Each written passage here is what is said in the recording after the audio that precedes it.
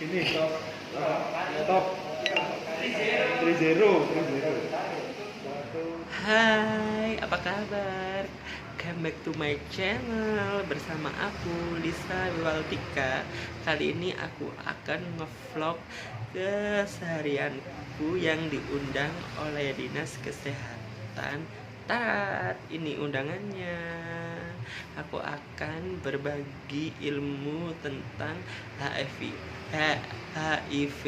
and AIDS, karena aku ntar akan langsung ketemu dengan narasumbernya dengan memperingati Hari AIDS Sedunia. Kita acaranya telat ya karena bentrok dengan jadwal yang notabene kita semua itu repot. Ini undangannya khusus buat waria se-Kota Mojokerto. Ini undangannya Beb ya lo, dari Dinas Kesehatan Kota Mojokerto ya. Jangan lupa ikutin terus kegiatanku bareng aku Lisa Wiwaltika. Jangan lupa like, comment, and subscribe dan tekan tombol loncengnya karena semua itu gratis biar Mbak Lisa semakin semangat membuat konten YouTube-nya ya Beb ya. Ikutin terus keseruanku. Bye bye. Halo, ini kita udah nyampe di Dinas Kesehatan Kota Mojokerto ya Beb ya. Itu acaranya udah dimulai atau belum ya? Belum kayaknya. Assalamualaikum.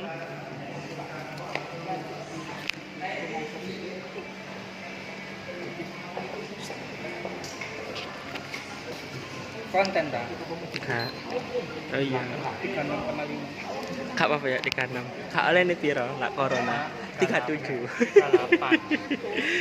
Ini situasinya ya. Di gedung pertemuan Kak Bobo kan tentang Hari AIDS Kota Mojokerto. Nah, ini dia pada kumpul semua.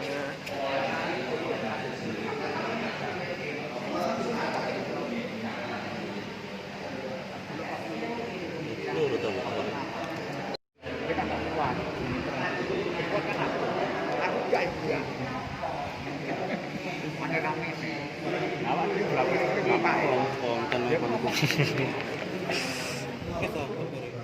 sekretariat pada fungsi penanggulangan Kota.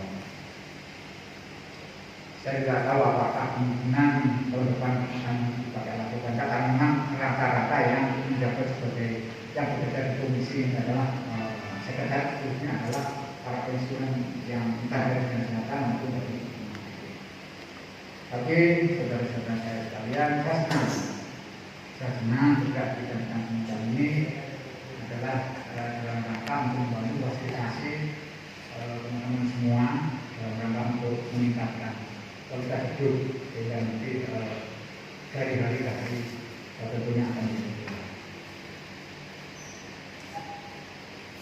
Tanggal 1 Desember kemarin itu sebetulnya hari AIDS Sedunia yang perlu kita ingat. Dan alhamdulillah kemarin pada hari Sabtu kita sudah menanti dan kita berikan souvenir dari komisi untuk teman-teman sekarang itu adalah 270 souvenir yang kita bagikan kepada teman-teman semua.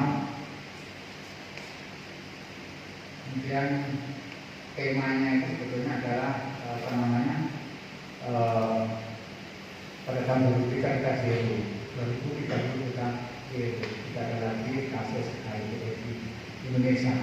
Tapi kalau melihat data di Kota Mojokerto saya sangat optimis. Ya, jadi tahun 2016 yang ada kasus 130 di Kota 2003 itu ke 2019 itu ada 71 yang dari Kota 2014. Saya yakin pada tahun 2030 akan menjadi menurun. Kami tekankan saja bahwa tugas kami di komisi itu memang dalam rangka untuk memantau, terus kemudian mengawasi, mengevaluasi sekarang ada pergerakan dari sekalian. Nanti dan kami juga berusaha untuk ini apa namanya mendekatkan pada semua komunitas dengan beberapa hari kami berpikir bahwa kita sangat-sangat berharap itu ada kedekatan antara satu dengan yang lain, antara pemerintah yang lain, dan kami yang ada di komisi. Maka itu nanti kami juga akan kami siapkan, insya Allah akan kami siapkan yang namanya rumah singgah. Rumah singgah, nah, kemarin ini kami juga berupaya untuk menginventarisasi kira-kira di mana. Kami sudah berkoordinasi dengan buah, tapi kok kayaknya memang kami nanti diberikan tempat yang dari sini saja ini kembangkan. Jadi kita fasilitasi mobil beredar, izin mobil beredar langsung disuntikkan, tapi yang diutamakan adalah tenaga kesehatan kayak saya, Mbak. Tes apa Pak ini Pak? Tes HIV ya Pak ya.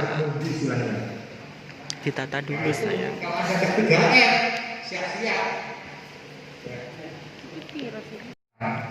Itu sekitar 1,8 unit. Ya, vaksin sudah ada. Cuma nanti yang mendapat prioritas adalah dari tenaga kesehatan dulu. Jadi nanti mungkin tahun depan sudah mulai disuntikan. Ya itu aja, untuk obatnya vaksin cuma itu. Sementara belum ada vaksin ya kita harus prokes ya, prosedur kesehatan itu ya. Jadi prosedur kesehatannya itu harus benar-benar dilaksanakan. Kayak 3M itu ya. Tidak saya jelaskan. Saya sambil berdiri aja. Kalau ini sudah terlalu sering, saya akan tetap jadi penekannya di COVID.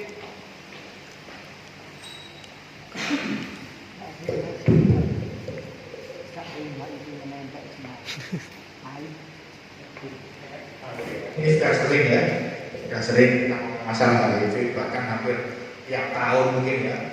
Mungkin ada yang sudah bosan ya, sudah hafal mungkin ya.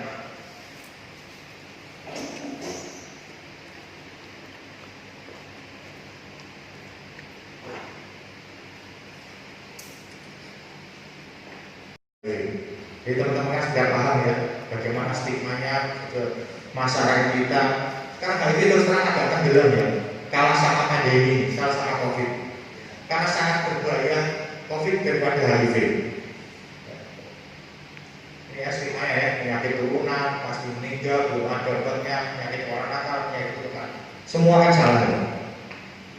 Stigma di masyarakat ya ini, kebanyakan ya 5 item itu. Dan itu semua kan salah. Ya, teman-teman sudah paham ya. Jadi tidak harus penyakit turunan, tidak harus pasti meninggal juga tidak. Banyak klien kita sampai sekarang masih bertahan. Ya, minum obat rutin masih bertahan. Belum ada obatnya juga salah. Penyakit orang nakal salah. Semua karena perilaku saja penyakit ini ya. Ini ya pengetahuan tentang HIV yang ini ya. Apa itu HIV, apa itu AIDS, penularannya bagaimana, pencegahan bagaimana, periksa HIV dan kapan harus tes. Banyak kan yang belum ada di sini. Ya. Ini klinik VCT berdiri sejak tahun 2006, merupakan bagian dari RSU. Jadi kita di bawah RSU ya. Jadi satu dengan rumah sakit umum. Buka setiap Senin satu, ini lokasinya di Nasihatin, nomor telepon yang bisa dihubungi. Sudah tahu ya? Sudah tahu. Ini konsultan kliniknya, termasuk nama saya, ada konsultan klinik, ada konselor Mbak ini, ada Mas Eko, ini semua. Jadi semua tugas ini sudah terakreditasi. Dari 2006 sampai 2007 sampai sekarang ya orang-orangnya tetap ini aja. Dan paham ya. Ini ya HIV ya. Jadi HIV itu adalah dari bahasa Inggris ya, Human Immunodeficiency Viral. Human itu manusia, immunodeficiency adalah kekebalan tubuh yang menurun. Imun itu kekebalan, defisiensi itu menurun, viral itu virus. Jadi virus ini menyebabkan kekebalan tubuh yang menurun, yang hanya menyerang manusia. Itu HIV. Beda sama COVID. COVID itu bisa menyerang binatang. Jadi teman-teman punya baca berita ada hewan yang terkena COVID ada, tapi kalau HIV nggak bisa. Itu sangat bahayanya COVID. Bedanya di situ. Dan bahayanya bagi orang HIV, COVID itu sangat mematikan bagi orang yang kekebalan tubuhnya turun. Pas kalau orang HIV diserang imunnya sudah kena COVID, ya kemungkinan besar akan game over, meninggal. Itu makanya kenapa COVID itu berbahaya. Terutama bagi yang HIV positif sudah kekebalan tubuh turun karena COVID itu dia bisa hidup pada orang yang daya tahan tubuhnya turun. Kalau daya tahan tubuhnya kuat, dia tidak bergejala. Itu COVID. Makanya kenapa ada istilah OTG, orang tanpa gejala. Itu kan daya tahan tubuhnya bagus, tapi dia sangat menularkan. Itu bahayanya COVID-19. Ini yang lain ya. AIDS itu adalah penyakitnya. Kalau HIV itu virusnya. Ya. Jadi HIV virusnya, AIDS itu penyakitnya, akibatnya. Ada sebab, ada akibat. Sebabnya virus HIV, akibatnya adalah AIDS. Ya, AIDS itu akurat damatan, jadi bukan keturunan. Didapat gitu ya, karena perilaku yang tidak benar. Imun atau dalam tubuh, defisiensi kekurangan, sindrom kekurangan gejala. Jadi yang diserang dalam tubuh. Jadi kita kalau sudah kena HIV, kita kekebalan tubuh kita akan turun, tidak punya. Ini bahayanya. Kita nggak punya pertahanan, nggak punya tentara untuk melawan penyakit yang lain. Sindrom itu kekurangan gejala. Jadi kayak misalkan ada flu, ada diare, ada sariawan, itu jadi satu di tubuh.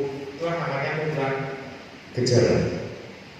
Ya, jadi AIDS itu adalah akibat dari virus HIV. Kalau HIV adalah virusnya, kalau AIDS adalah penyakitnya. Beda ya, jelas ya.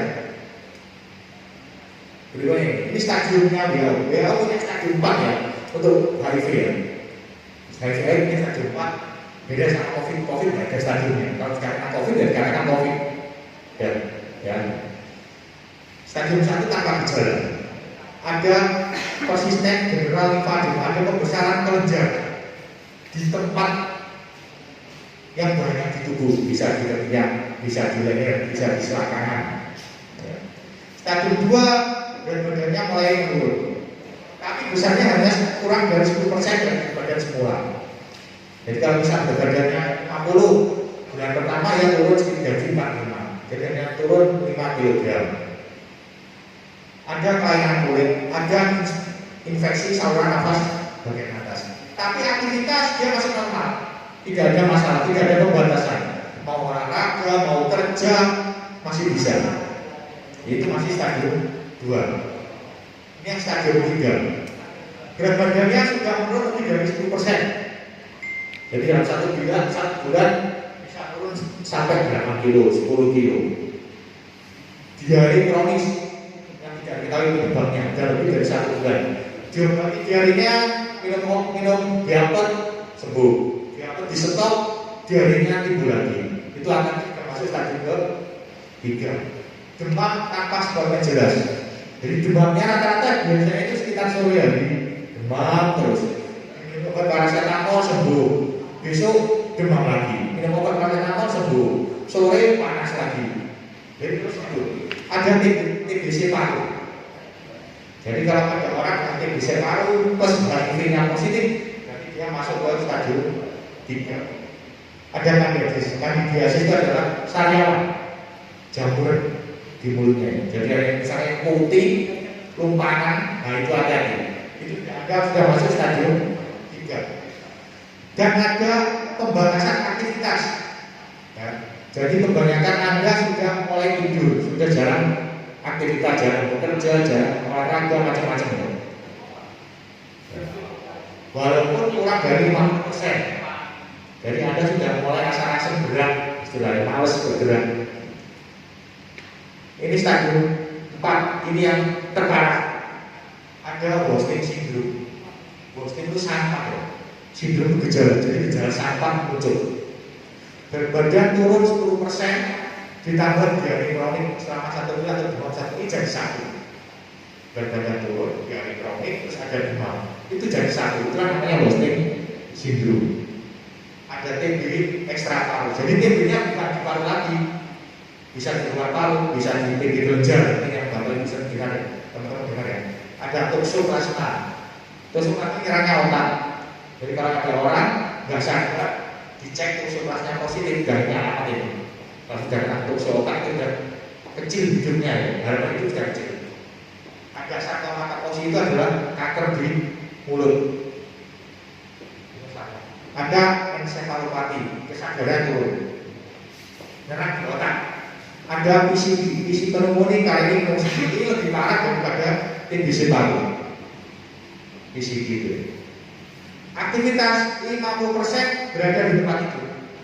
Jadi selama stadium 4 ini sudah dia cuma bisa tiduran saja. Di rumah sakit pun dia hanya tidur, tidak bisa kamar mandi, tidak bisa makan bidulan, tidak bisa makan sendiri. Itu stadium 4. Kalau sudah masuk ini alamat, tinggal hitung hari, nunggu mujizat istilahnya. Nah ini faktor risiko. PSK ini orang-orang dengan risiko tertinggi tertular HIV. Jadi saya harapkan kita semua jangan sampai terkena HIV ya. Selama kita tahu penularannya bagaimana, insya Allah kita bisa menghindari. Ini yang penularannya ya, prinsip penularannya. Jadi HIV itu bisa keluar kalau ada 4 itu ya, ESSE, exit, virus harus keluar dari tubuh penderita. Harus mutar, harus keluar, mereka tidak keluar tidak bisa. Terus kedua adalah surveillance, jumlah harus cukup. Kalau darah itu 0,1 cc, itu sudah cukup. Oke. Jadi kalau mau tertular HIV harus mengimpang ini, exit, surveillance, survive sudah keluar, jumlah virus cukup dan virus harus dapat bertahan hidup. Itu harus itu mutar baru bisa. Dia mati kalau kena heklik mati, kena sabun mati, kena sinar matahari mati virus itu. Beda dengan COVID. COVID 4 hari sih masih bisa, bertahan berapa jam masih bisa. HIV langsung mati. Entry, jadi dia harus keluar, jumlah cukup, dapat bertahan hidup, dia harus masuk. Masuk itu bisa melalui hubungan seksual bisa melalui darah bisa. Jadi kita kalau ada luka, ada virus infeksi itu bisa tertular atau melalui hubungan seksual. Ya, HIV ya. Hanya 4 ini saja ya. Cairan tubuh, cairan mani, bukan sperma ya. Maninya yang mau spermanya tidak keluarkan, maninya. Cairan vagina dan ibu yang terinfeksi pada janin yang dikandungnya atau jadi keluarnya melalui ASI. Hanya 4 itu. Cairan darah, hubungan seksual itu melalui mani atau cairan vagina, dan terakhir adalah melalui ASI ibu yang terinfeksi. Selain itu 3, air liur, keringat, air mata tidak keluarkan.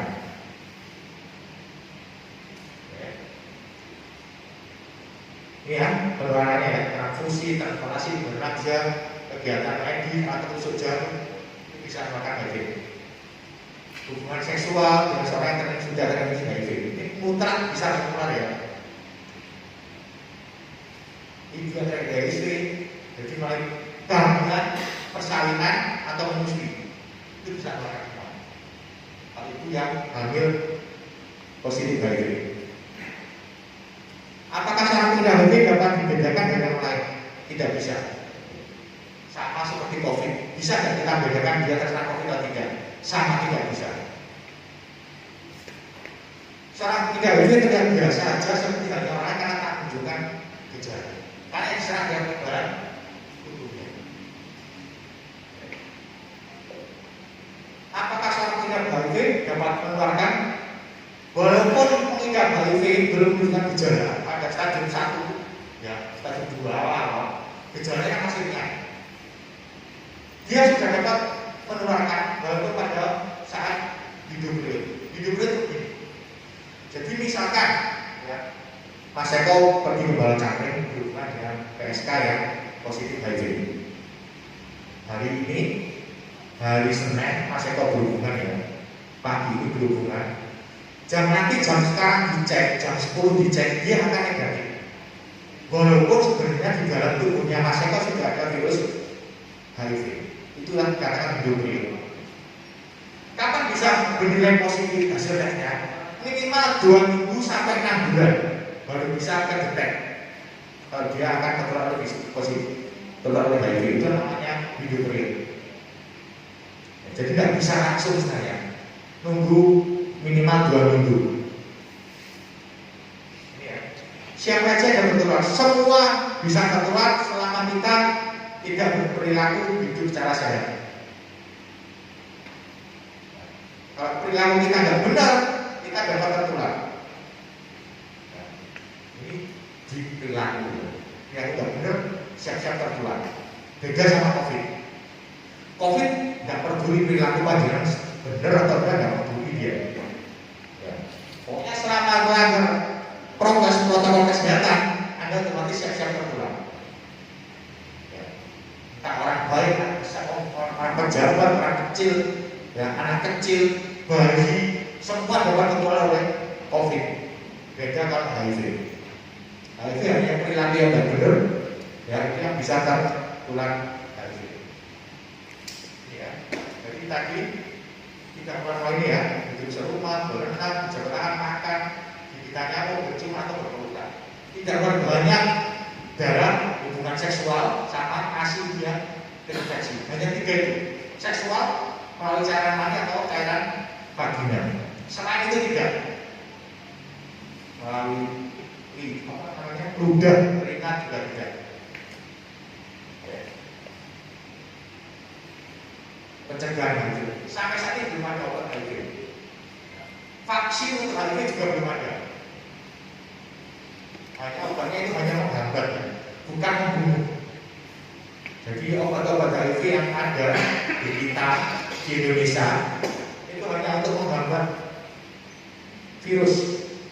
Jadi maksudnya kalau kita terkena virus bisa jumlahnya 5, dengan minum obat diusahakan tetap 5. Jadi tidak sampai virusnya jadi 10, 15, 20 atau 25, 30. Diusahakan minum obat tetap 5 terus virusnya.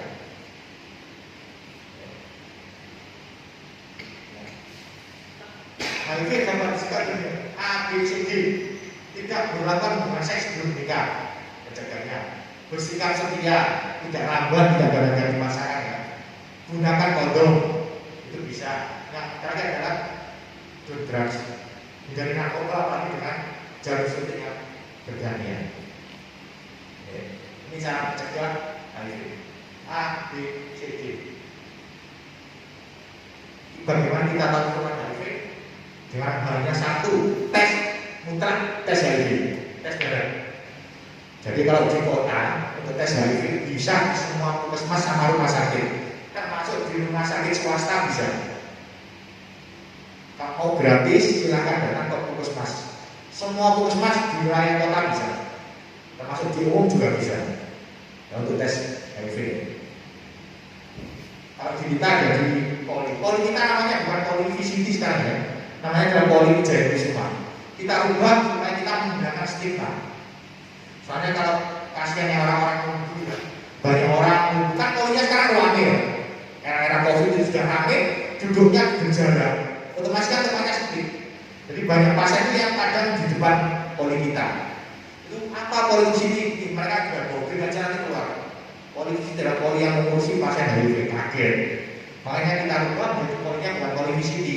Kali poli Wijaya Kusuma. Nanti setelah ketik poli Wijaya Kusuma tidak akan keluar, yang keluar adalah bunga ya. Bunga Wijaya Kusuma ya. Ini yang terakhirnya ya, antiretroviral ini ya. Ini obatnya ada dan di kita gratis. Obat inilah yang efektif. Jadi obat di luar ini belum ada bukti dia bisa menghambat virus. Kayak jamu, pergi ke tabib, pergi ke sensei, pergi ke badukun. Tidak bisa. Hanya ARV, antiretroviral. Ini yang benar-benar efektif, sudah diteliti bisa untuk menghambat virus HIV. Tapi untuk menghilangkan tidak bisa. Jadi jangan harap nanti kayak obat diare, setelah minum obat diare, obatnya berhenti, selesai sembuh HIV, tidak bisa. Harus kalian terdiagnosa HIV, maka Anda harus minum obat HIV selama seumur hidup. Dan umumnya obat ini gratis. Dan di kota itu yang layani hanya 3. rumah sakit umum, puskesmas Wates sama puskesmas Gedongan, lainnya 3 untuk obat. Hanya 3 wilayah, Wates, Gedongan sama RSUD. Untuk kabupaten bisa ini yang ada wilayah kabupaten bisa di Kupang, puskesmas Soko, puskesmas Talang-Sari sama RSUD Padang. Kalau kabupaten 4. Jadi nanti monggo bagi teman-teman yang mau misalkan ada yang terkena bisa ke 4 itu.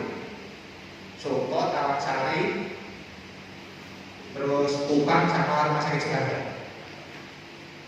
Ini obatnya ya. Ini digital sama dan gratis. Tidak ditarik biaya untuk obatnya. Hanya ditarik untuk daftar aja. Daftar status untuk mapnya itu aja. Ini ya. Mungkin teman-teman sudah sering istilah terpapar ini ya penyuluhan HIV ya. Jadi mungkin sudah paham, tinggal saya refresh saja. Jadi HIV, baik jauhi virusnya bukan. Ada pertanyaan setelah tentang HIV? Mungkin yang belum paham, nanti saya lanjutkan ke COVID. Kalau sudah saya rasa sudah paham ya teman-teman yang refresh. Oke, langsung ya.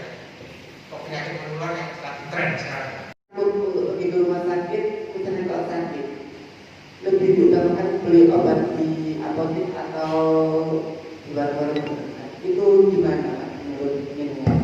Jadi dari kita ya, yang penting dari panjenengan semua 3M, masker, menjaga jarak, mencuci tangan, atau bawa antiseptik dan disinfektan. Itu pertama persiapan dari Anda. Kemana pun Anda pergi selalu utamakan itu 3M. Termasuk dengan kawan Anda 3M utamakan. Karena kita tidak tahu apakah Anda atau teman Anda yang kena COVID. Ya kan? Kalau penyakit Anda ringan, tidak perlu rumah sakit. Silakan beli obat mandiri. Tapi kalau Anda misalkan punya penyakit kronis, hipertensi, diabetes ya, selama tidak membutuhkan perawatan rumah sakit, saya sarankan yang ambil obat di rumah sakit jangan Anda. Maksud saya ya, divisi itu yang biasa ambil obat Mas Eko. Di Mas Eko, yang orang-orang yang dengan HIV positif perawat kan, soalnya keberadaan tubuhnya dulu. Itu Mas Eko yang ambilkan obat. Ya Mas Eko ya. Mulai awal pandemi sampai sekarang itu Mas Eko yang mengoordinir obatnya. Jadi orang-orang HIV memang kita sarankan jangan ke rumah sakit. Obatnya biar ambilkan Mas Eko dan ditaruh di salah satu rumah klien pasien HIV. Termasuk untuk penyakit yang lain. Orang diabetes, darah tinggi. Ya. Kalau bisa jangan ke rumah sakit, suruh orang yang sehat untuk ambilkan. Soalnya di rumah sakit semua di poli boleh selama era pandemi ini boleh tanpa ketemu pasien untuk ambil obat. Kalau terpaksa harus ambil obat, Anda harus datang ke rumah sakit 3M ya, protokol kesehatan 3M, bawa antiseptik macam-macam. Tangan jangan jelati istilahnya. Jangan makan ke rumah sakit, jangan beli jajan di rumah sakit. Tangan Anda jangan jelati, pegang-pegang meja, pegang kursi, pegang tembok, jangan. Tangan Anda sudah kerja di dada atau pesanan kantor, gitu terus. Dan duduk Anda untuk di rumah sakit jauh 3M ya, jaga jarak tetap. Jangan ngomong pada seorang yang tidak perlu. Itu kalau memang terpaksa harus datang ke rumah sakit. Dan kalau antri, kalau bisa, kalau pas waktu antrian penuh ke rumah sakit, ya jangan dulu, tunda dulu sampai kondisinya sepi. Kalau itu memang harus terpaksa datang ke rumah sakit karena kondisinya berat. Ya, soalnya penyakit ini kan tidak bisa. Misalnya asma itu bisa dikatakan gejala COVID-19 karena ibu saya itu dulunya sudah punya penyakit asma sebelum ada corona. Terima kasih. Jadi asma itu bukan COVID. Asma itu penyebabnya alergi, teman-teman ya. Jadi kalau alergi mungkin tidak paham ya, kena dingin, asmanya kumat itu alergi dingin. Itu jadi bukan seperti COVID. Tapi kalau COVID nyerang orang asma sangat berbahaya. Sudah sesek, kena COVID nyerangnya ke paru-paru, seseknya kan double. Ya kan? Itu makanya itulah gimana orang dengan penyakit penyerta. Asma itu masuk penyerta, itu sangat berbahaya bagi orang COVID. Itu angka kematiannya tinggi orang penyakit penyerta itu. Jadi kalau asma, apakah asma COVID? asma, kalau terserang COVID, pasti itu bahaya itu. Jadi kalau orang asma itu perparah penyakitnya, dia namanya dia. Jadi asma itu karena alergi, bukan karena COVID. Karena COVID karena virus. Beda. Monggo ada pertanyaan lagi.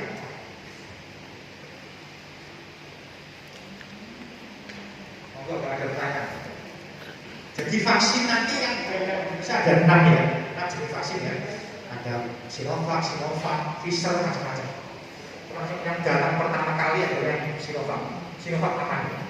Tapi nanti yaitu utamanya adalah tenaga kesehatan yang punya kriteria usia 15 sampai 18 sampai 49 tahun. Kalau Anda bukan tenaga kesehatan, Anda sadar menanti. Saya utamanya tenaga kesehatan sama TNI Polri. Mau ada lagi? Dan namanya vaksin nanti itu tidak dijual bebas ya. Jadi pakai masker, cuci tangan dan menjaga jarak. Sekian dari Taufik Hidayah. Wassalamualaikum warahmatullahi wabarakatuh. Waalaikumsalam warahmatullahi wabarakatuh. Bagi teman-teman, ini ada snack ya Pak, makan siang, nanti monggo buka-buka atau dimakan sendiri silakan. Terus pesan kita dari Komisi Penawar semoga teman-teman kita selalu menjaga kesehatan ya. Bebas dari COVID semua, dan ini semoga semua juga negatif, dari pemeriksaan semua negatif. Ini terus pertahankan supaya kita tetap selalu sehat. Oke. Terima kasih atas kehadiran semuanya. Assalamualaikum warahmatullahi wabarakatuh. Waalaikumsalam warahmatullahi wabarakatuh. Makan siang sama transport.